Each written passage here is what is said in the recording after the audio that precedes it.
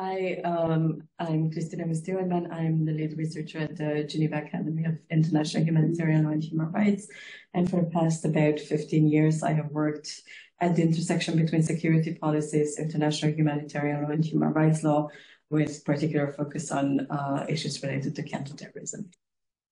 Can I open your presentation? Yes. Yeah.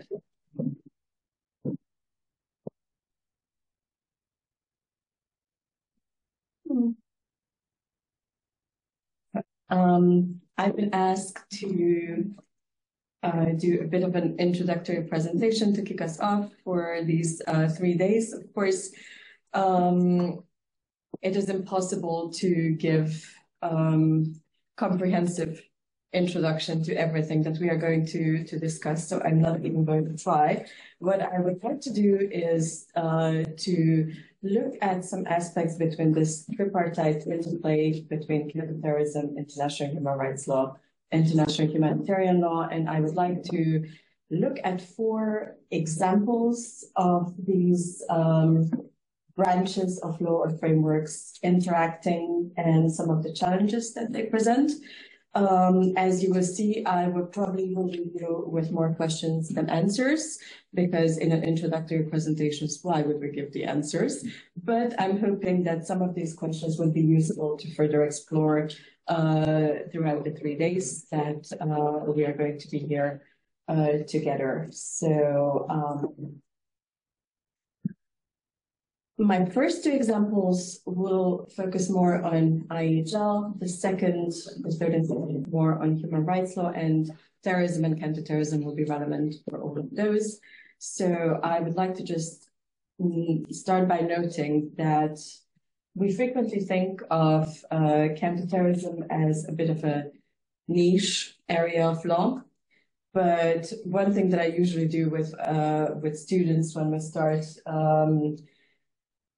a lecture or a course on counterterrorism is to do a brainstorming on all the different areas of policy and law that counterterrorism intersects with or that counterterrorism flows into. And it's quite easy to see that in addition to law enforcement and border security and so on, counterterrorism is relevant to financial regulation, to immigration, to refugee protection, to health and social issues, even to education.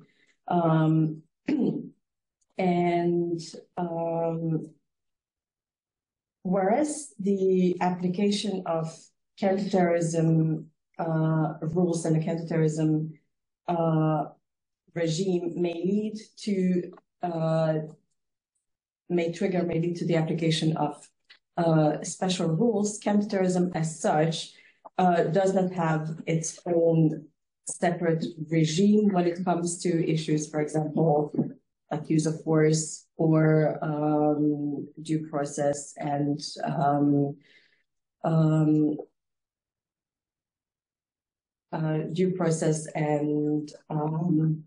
I am sorry, my brain is slightly fried. Fair trial. So when it comes to addressing counterterrorism contexts in relation to this, obviously, we are using human rights and humanitarian law to the extent humanitarian law is applicable. And this also means that anything under the counterterrorism framework must be designed and implemented in compliance with international human rights law and IHL to the extent IHL is applicable. This is something that has even been highlighted quite regularly and quite consistently by UN organs, even by the UN Security Council, for at least the past 10+ years. But one of the challenges that practitioners are faced with, what does it look like in practice when you look at your obligations under counterterrorism and when you attempt to implement those obligations in line with IHL and in line with international human rights law. And in particular, considering that counterterrorism instruments, including counterterrorism-specific resolutions of the Security Council, generally do not give you much detail on how to do this implementation in line with other applicable bodies of law. In fact, some of the obligations imposed raise a question as to whether they can be truly and fully implemented in line with other applicable bodies of international law. And here I would like to go to one of these examples that, in my view, has led to a bit of a washing together of international humanitarian law and counterterrorism context, at least in practice. Many of you may be familiar with Security Council Resolution 2178. It has been adopted in 2014. It was around a time where the flow of people from all over the world to join different groups, in particular the Islamic State in Iraq and Syria, has been a major challenge for the region, but also going beyond for the countries of nationality or residence of these people. And in response to this phenomenon, the Security Council has adopted a number of resolutions and has enacted a number of measures, including some binding, and has coined the term foreign terrorist fighter. Of course, foreign terrorist fighter is defined in the resolution as individuals who travel to a state other than their states of nationality or residence, and they travel for the purposes of perpetration, planning, participation in terrorist acts, or to provide or receive terrorist training, and it says including in connection with armed conflict. Now, of course, the funny thing about this this term, there's a number of funny things. I think we can break it down to the three components of the term foreign terrorist fighter, and there are curious issues about each and every single term. We're talking about foreign terrorist fighters, so persons who travel to a state that is not their state of nationality, not their state of residence. This, of course, would mean that a Czech national, or let's say a Czech and Iraqi dual national, if they travel to Iraq to join ISIS, they are not a foreign terrorist fighter. If they travel to Syria to join ISIS, they are a foreign terrorist fighter. Of course, then the second component is terrorist. We all know, and I'm not going to get into the issues raised by the fact that there is no binding and internationally recognized definition of terrorism, but when we're talking about terrorism, it actually does influence every single aspect of it. The Security Council does have a description, or perhaps we can call it a working definition of terrorism from Resolution 1566, but it has been sort of viewed by member states as a de minimis standard, and usually the definitions that we see at the domestic level are a lot broader than that. I will come back a little bit to this with respect to the third example that I will be talking about. But definitely the fact that terrorism in some ways is in the eye of the beholder or in the eye of the domestic legislature does complicate the implementation of these measures that are imposed at the level of the UN. And then finally, we have the term fighter. Of course, under IHL, we have a particular meaning that is linked to using the term fighter. Now, a foreign terrorist fighter is not necessarily a fighter in an IHL sense. Their contribution may not necessarily amount to DPH, and even if we take a very expansive view as to when a person may become a legitimate military target, foreign terrorist fighters may not be falling in that category. Furthermore, as the resolution says, the phenomenon of foreign terrorist fighters is applicable, including in connection with armed conflict. So we could have foreign terrorist fighters in situations where you don't even have an armed conflict. And we have seen some some member states, after the adoption of the resolution, attempted to establish terms in their own domestic law or policies, such as homegrown terrorist fighters, and this in context where the country was not at all involved in an armed conflict.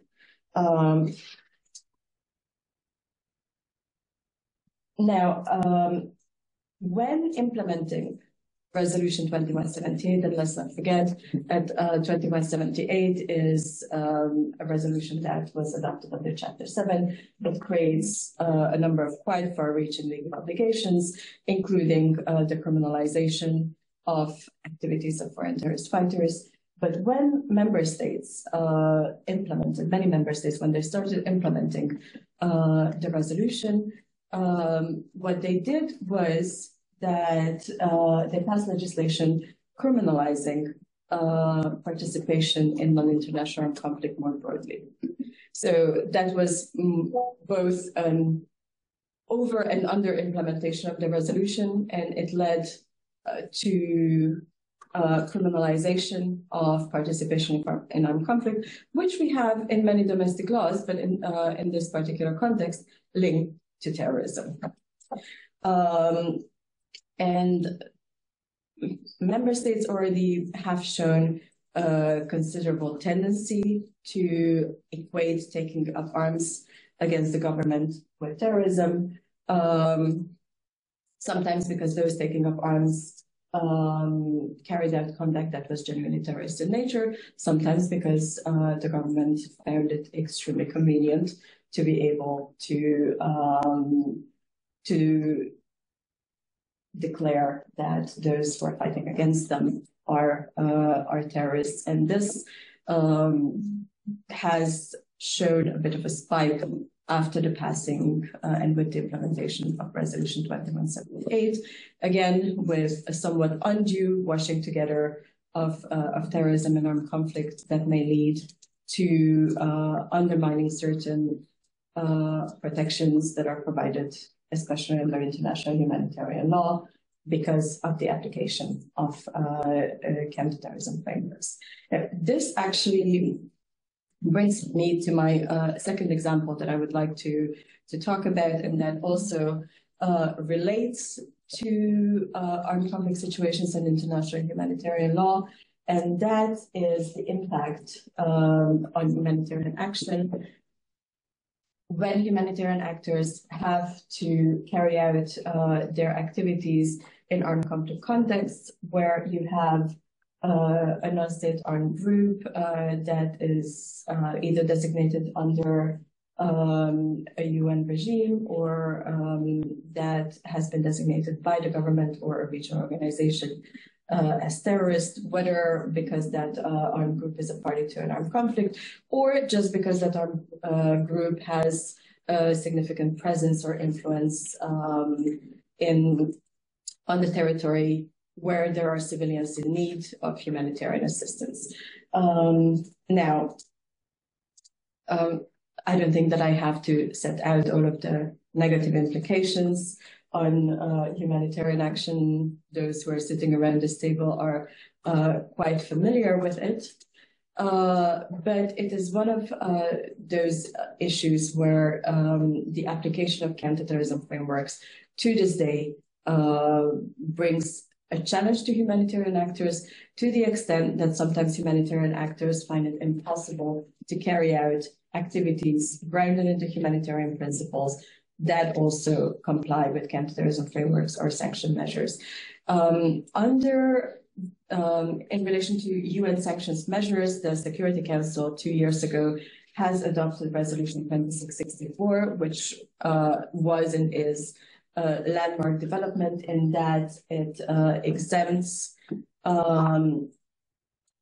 humanitarian actors from and humanitarian activities from asset freeze measures. So basically, the activities that they carry out will not fall within the scope of sanctions for the purposes of asset freeze measures.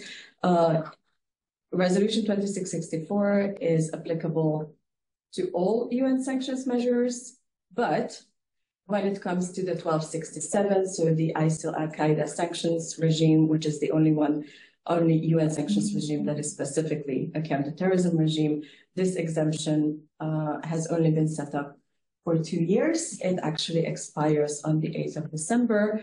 So now we are waiting to see whether the Security Council is going to extend it. And of course, the extension would be even more important, considering that in the UN's counterterrorism regime, not sanctions regime, we do not have an exemption that is equivalent to that contained in Resolution 2664.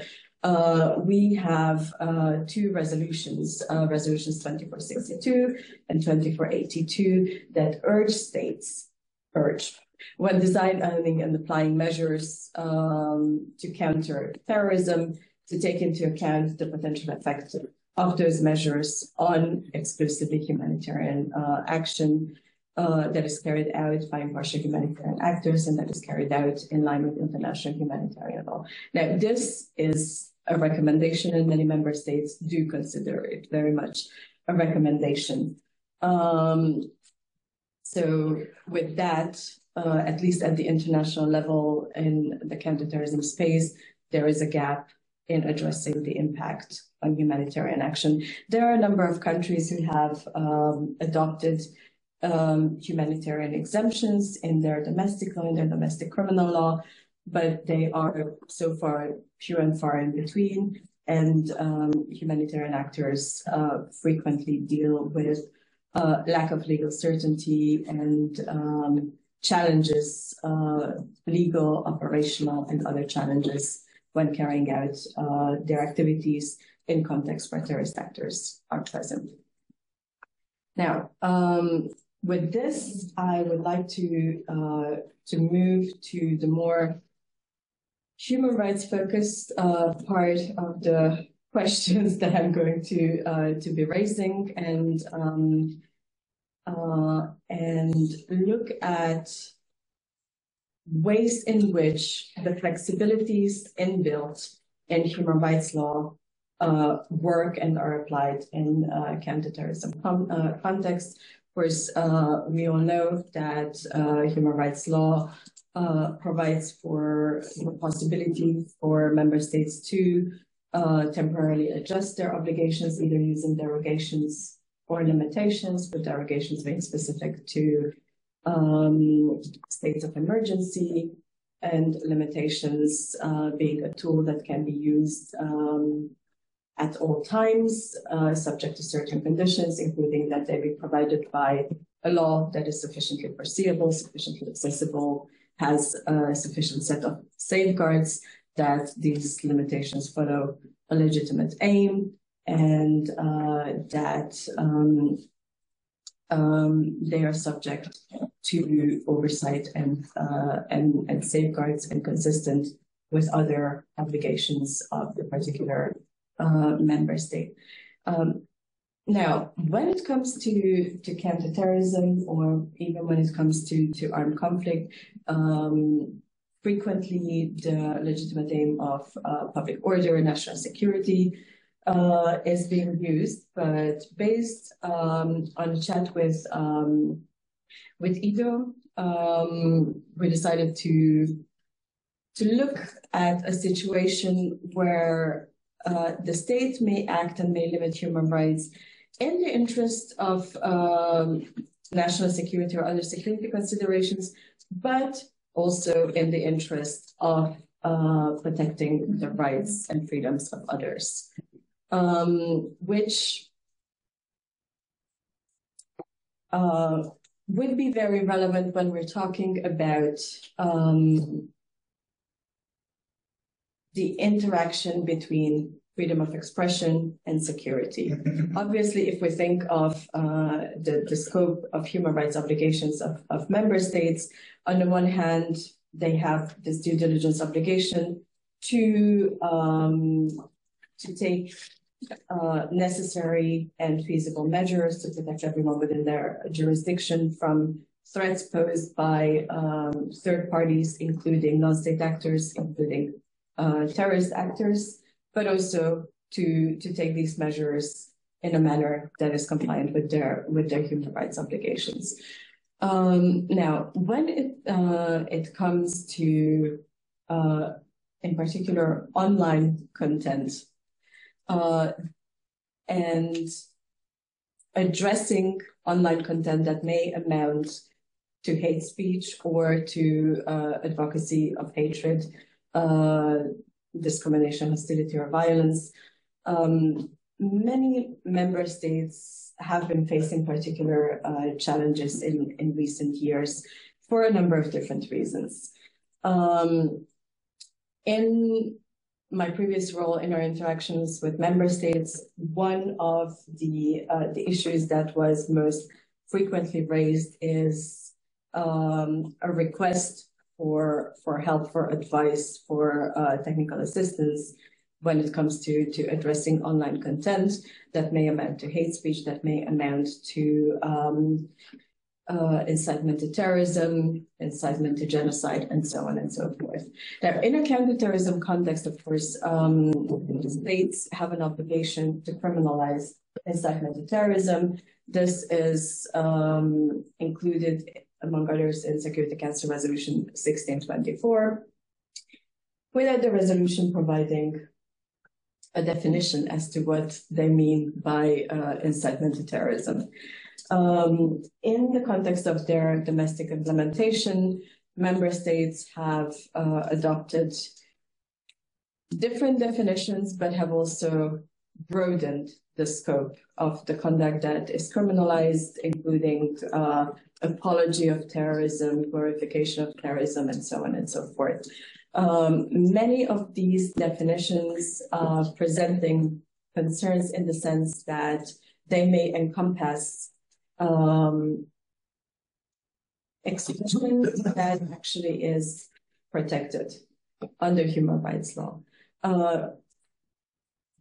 Now, in this respect, in principle, what is being recommended is to make sure that whatever we call the offense, whether we're talking about incitement to terrorism, whether we're talking about glorification, apology, whatever name we give to the offense, conduct that is criminalized has to, at the very least, amount to advocacy of national, racial, or religious hatred that constitutes incitement to discrimination, hostility, or violence in the sense of Article 20 of the International Covenant on Civil or Political Rights. And even in this category, the UN has developed the Rabat Plan of Action on the prohibition of advocacy of incitement to discrimination, hostility, and violence. And this plan of action sets out a 6-part test that should be considered before a decision is made to criminalize speech, including the context in which the speech is made, whether it is in peacetime, whether it is in the context in a context where there is an armed conflict, there is already significant tension. Who is the speaker? Is the speaker a public figure? Is the speaker a private person that no one knows and no one follows and that influences nobody? What is the intent of the speech? What is its content and form? What is the extent? Who do you reach? Do you have 3 followers? Did you go viral, etc., etc.? And the likelihood, including the imminence, that the speech may actually result in violent action. Now, this is particularly important because at least when it comes to hate speech and incitement to violence, it feels that domestic response is both over-criminalize and over-prosecute and under-criminalize and under-prosecute. So just as much as we see prosecutions or criminal consequences for speech that is actually protected under international human rights law, we also see a lot of hate speech, incitement that goes unpunished. And here, among the challenges that I would like to flag is the role of the private sector. We're generally talking about content that appears on the internet, on social media, on different platforms. In order for a member state to address the content, whether through removal, whether through asking for evidence in order to be able to follow up with criminal or other legal measures, it needs cooperation with the private sector. Now, the private sector in general, or very frequently in recent years, has been asked to play a bit of a quasi-enforcement role in both detecting, assessing, and addressing content that may amount to incitement to violence, that may amount to terrorist or violent extremist content. And frequently, the private sector is doing that on the basis of their own terms of service or conditions for providing their services, with very little guidance from the government and frequently insufficient understanding or insufficient capacity to actually look at rule of law and human rights aspects of content regulation and content moderation. Not to mention that the amount of content generally would make it impossible to have a human in loop for most of these moderation decisions, which results in the use of different algorithms, and these algorithms can be more or less precise. For example, an algorithm that is very good at identifying anti-Semitic speech may not be just as good at identifying, for example, anti-Muslim speech. And with the volume of the speech that these algorithms need to deal with, even if we have an algorithm that is, for example, 85 or 90% accurate, if it looks at millions and millions of pieces of data, probably within an hour, that still means hundreds of thousands of potential wrong decisions. Now, moving forward, because I'm aware that we are running out of time, the last issue that I wanted to flag relates to the use of data-driven technologies in a counterterrorism context. I know that many of you work on technology and the intersection between technology and security policies. I know that many of you work mostly on AI. This is perhaps one step back from that. What I wanted to flag for discussion and for further reflection relates to, again, member state obligations when it comes to the use of data-driven technologies in a counterterrorism context. And here, one of the major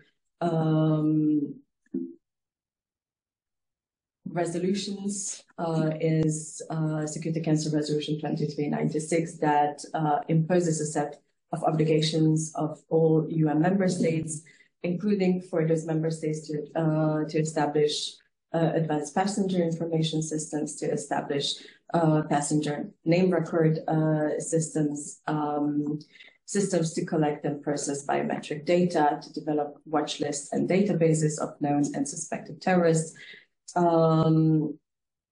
It also recommends, this is not an obligation, but it recommends that they share information both domestically and internationally.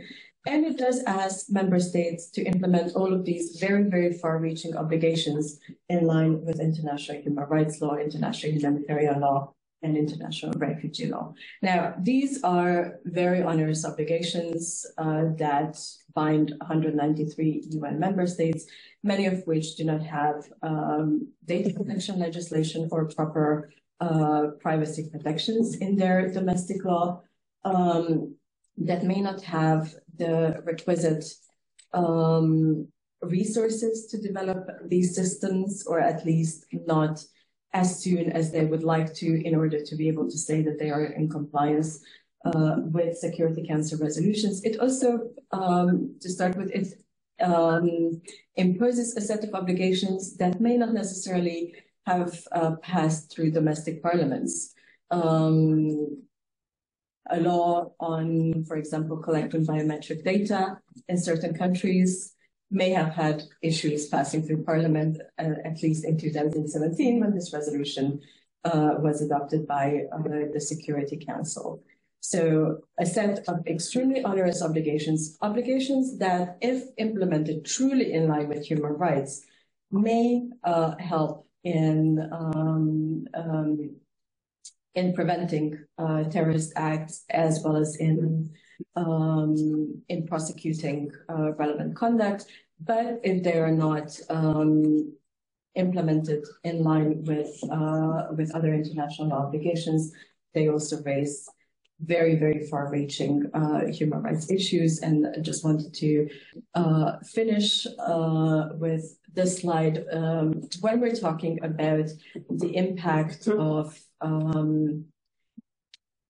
the use of technology, and especially data-driven technologies on human rights, we usually focus on the right to privacy, we focus on data protection.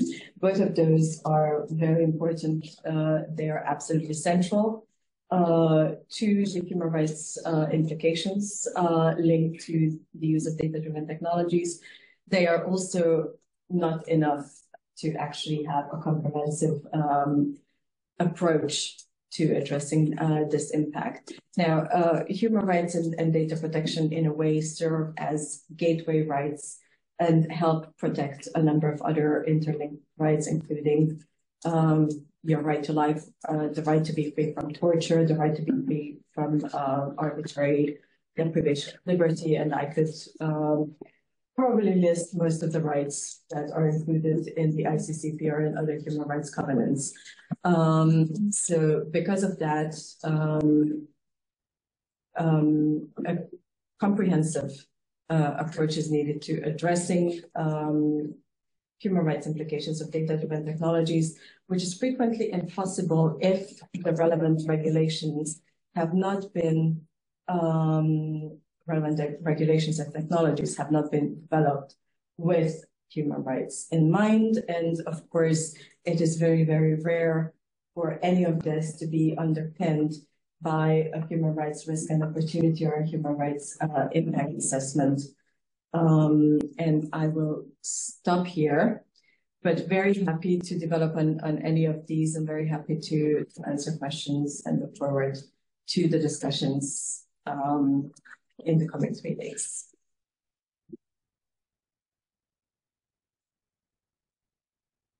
So we do have time for a couple of questions, comments, suggestions that will help us take the discussion further. Keep in mind that we are within the framework of an introductory presentation, so it's a good idea also to suggest questions. We'll take further on what Krisztina has said and help us to open the discussion throughout the workshops.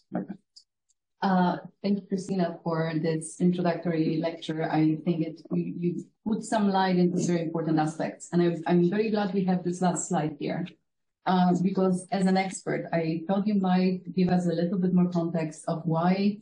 No, let me rephrase it.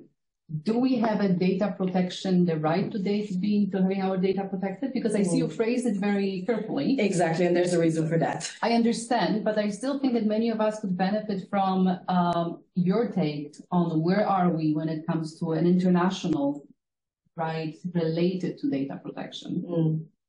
Because there are some regional regimes, but having worked on this, where do you take it? Like, what do you make out of it, if that makes sense? Should I respond? Okay, all right. So obviously there is no UN covenant that says there is a right to data protection, but components of data protection do derive from the right to privacy and other rights, and in particular the right to privacy. So I would say that when it comes to the major components of what is internationally recognized to constitute the right to privacy, they would be falling within the scope of Article 17 of the ICCPR and other relevant covenants that address the right to privacy. But as you say, yes, we say, I note on that slide, recognize data protection principles, because I cannot say the right to data protection as recognized in whichever international covenant. But I do think that the elements of data protection can be derived, and this is what we are seeing at the level of the treaty bodies. This is what we are seeing at the level of the UN, that these elements of data protection are being treated as falling within the scope of the right to privacy. Obviously, when you actually start unpacking the exact protection and the exact content of the right, it's very different if you have something like the GDPR and the EU, or whether you're trying to work with principles that you're deriving from the right to privacy. So it's both top down and bottom up. In a way, yes. Okay. I honestly think that when it comes to data protection, the regional instruments that have been adopted have had a bit of a bottom-up effect, in that you see references to Council of Europe or EU regulation relating to data protection quite a bit at the level of the UN. You also see it when you engage with member states, quite a few of them, when they are adopting new data protection legislation, they look at the GDPR. I'm not saying that they are going to just take the GDPR and adopt it, but certain elements of the GDPR, and frequently that includes protective elements of the GDPR, seem to be considered good practice, and we see them included in more and more domestic regulation. That being said, I think when it comes to domestic protection related to data protection, we have a long way to go in general. Thank you. Okay. Thank you. This was really interesting. Now, as I was listening to you, I was wondering whether there is something unique about the encounter between counterterrorism and these other areas of war. I suppose many tensions that exist between freedom of expression, life, but we can also imagine that this arises in purely IHL settings without the counterterrorism lens. For example, in COVID, when it was liberty that was pitted against health and physical integrity, environmental law commentaries which would common with differentiated responsibilities in Paris Agreement and others.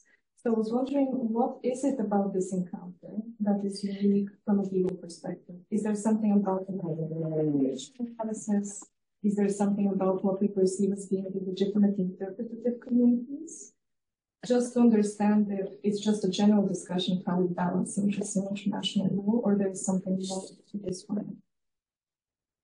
That is a great question, and there's a couple of things that I would consider somewhat particular. They're not necessarily all, legal particularities. One of the issues that makes terrorism and the interplay between counterterrorism frameworks and other legal regimes so particular is precisely the stigma of terrorism. We just had an expert meeting last week focused on PMSCs, and one of the issues that came up was in relation to the Wagner Group and certain states aiming to designate the Wagner Group as a terrorist organization, and discussions about whether this is the right way to approach an entity such as the Wagner Group. Why don't we look at the relevant already existing tools that we have to deal with private military and security companies, mercenarism, and so on and so forth? Or why don't we rather focus on them being, credibly suspected of having committed war crimes and crimes against humanity. But apparently, being called a terrorist is worse than being called a mercenary. It's worse than being told you are committing war crimes and crimes against humanity. So for me, one aspect that is not at all legal is precisely the stigma.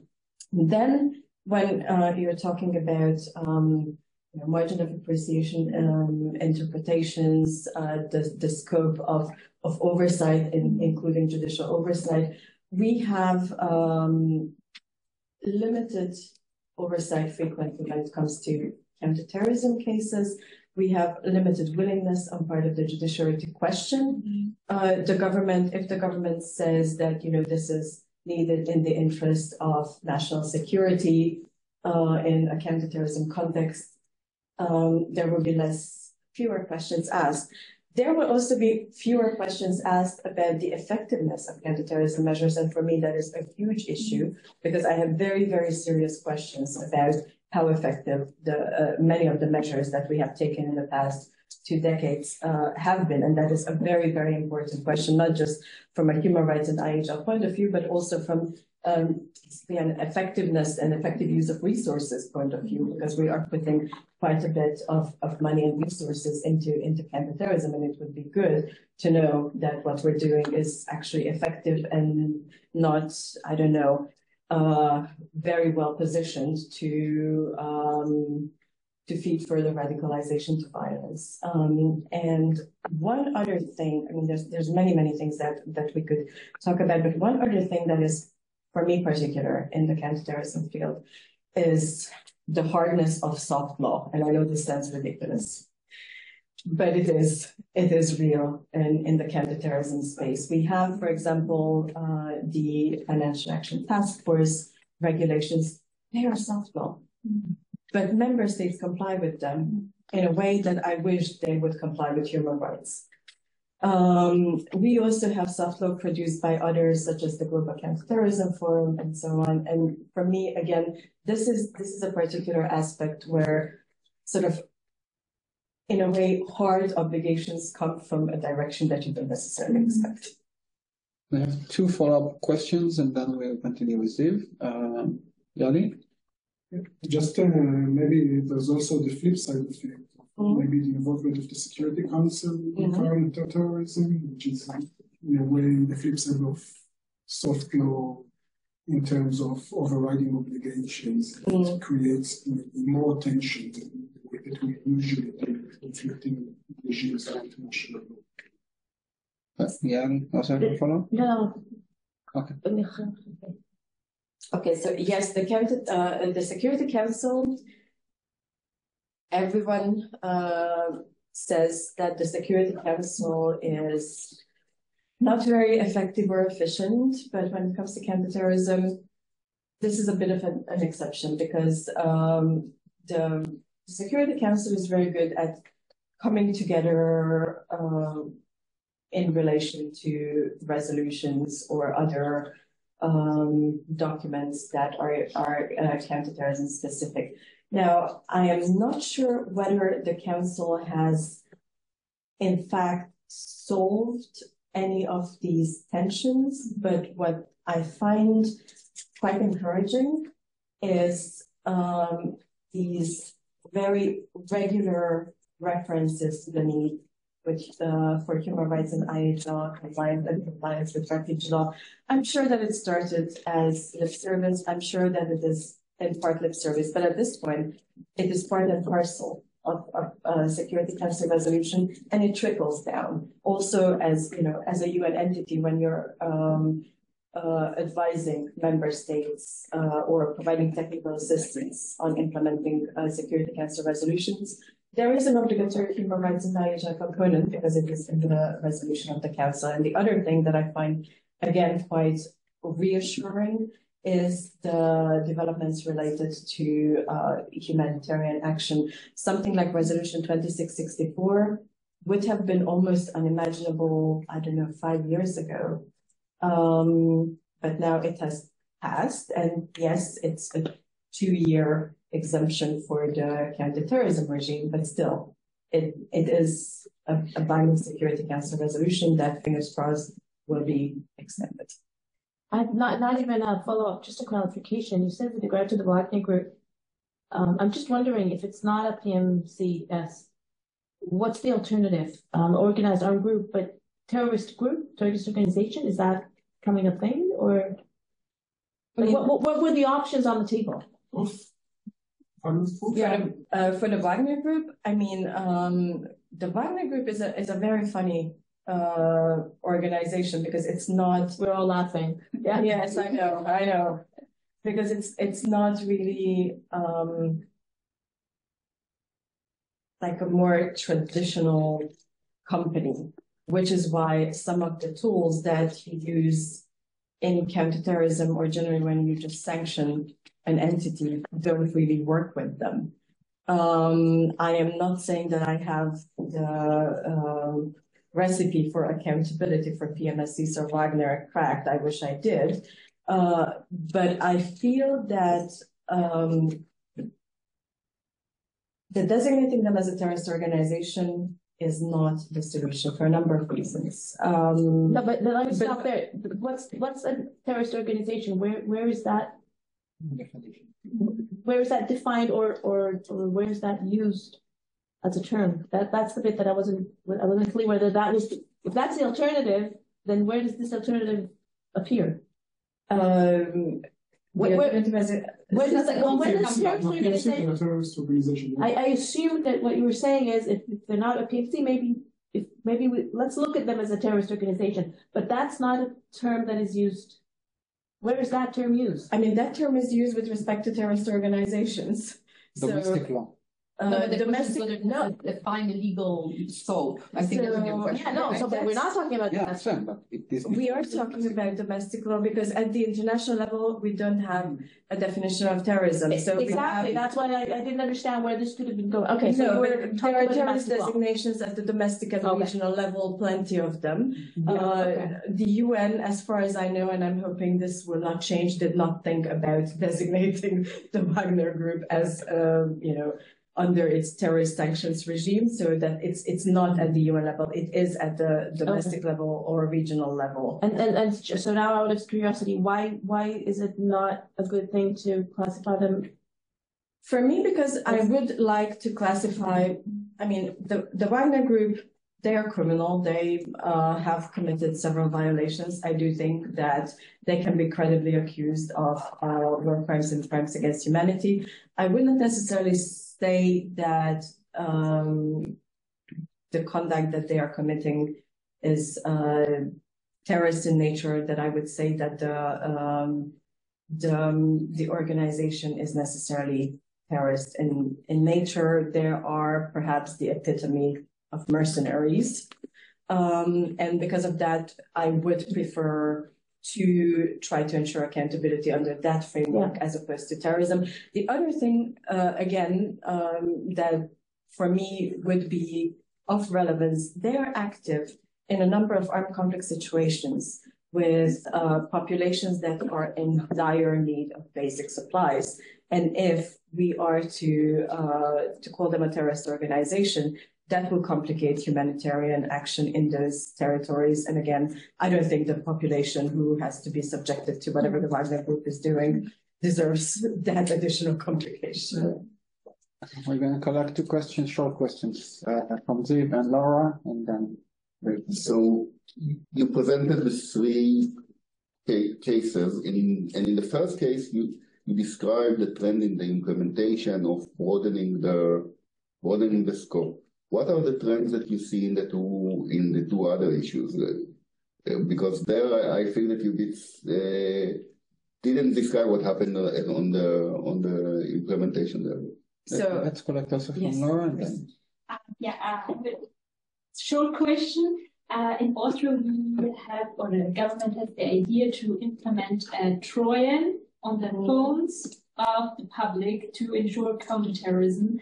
And the Constitutional Court of Austria thinks that such a law would be a violation against the protection of data and such as.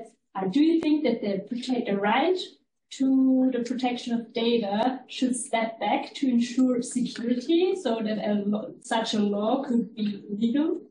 Or do you think that the protection of data is strong, like strong human rights?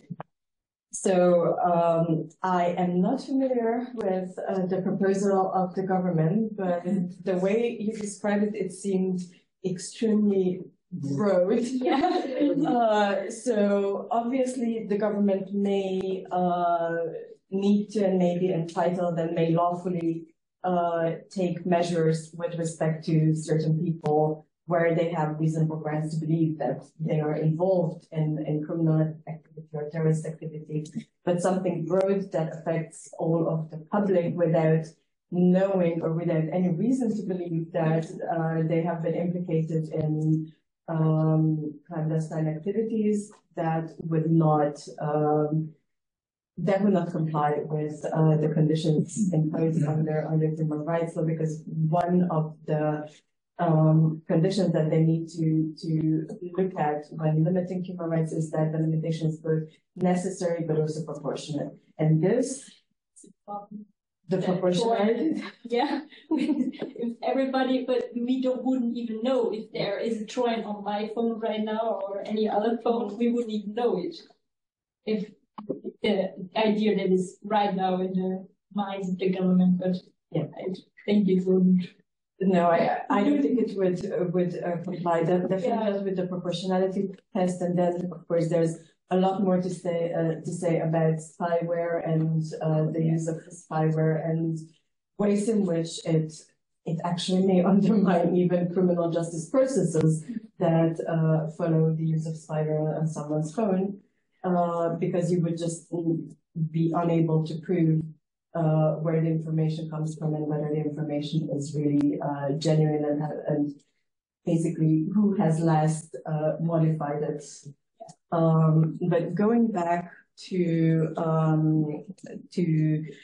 your question about the tendencies, honestly, that for me is one of the challenges when thinking about the issues to raise. And I was actually tempted to say that I think for everything, I can point out a trend and an opposite trend. Like, for example, when it comes to washing together IEJL and counterterrorism, we also see on a much smaller scale, but we also see, for example, some domestic courts saying that, the defendants are members of ISIS. ISIS is a terrorist organization, therefore they cannot be party to an armed conflict, therefore we cannot look into war crimes committed. So you have for almost everything like opposing trends, making everything extremely confusing. I think when it comes to humanitarian action, there, at least for the past couple of years, we see this trend toward trying to accommodate better humanitarian action. It's relatively new, and hopefully it will last, but you know, I'm not the most optimistic person around the table, probably. When it comes to the use of technology and questions about that, for me, that is an absolutely messy methodology. When we're talking about addressing online content, on the one hand, we see trends towards equating to hate speech, speech that may be offensive or uncomfortable, but that is not necessarily going against Article 20 of the ICCPR, or may even be protected under human rights. And for example, the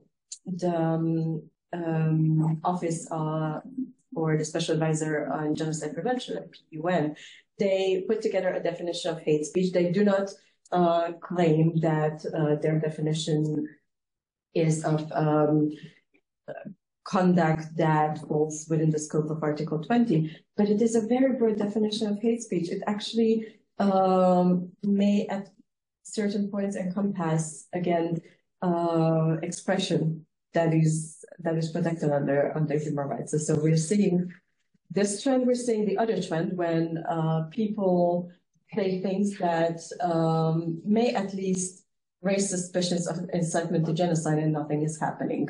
So I think we're having both of these issues very much on the table, and that's why I said that I feel that it is both under and over criminalized and prosecuted. So I'm not sure this is helpful, but I do see sort of opposite trends. And when it comes to technology, I just feel that that's one of those things where the ship has sailed, because technology is being used and it's going to be used, and the human rights implications are tremendous. And I'm not necessarily sure we can reverse the trend of very invasive technology without proper human rights impact assessment. So that's one of these areas where I am extremely, extremely pessimistic about positive developments coming in the years to come, especially if we think about generative AI, misinformation, disinformation, deepfakes, everything else that is happening. And with that happy note, Apologies. Thank you very much.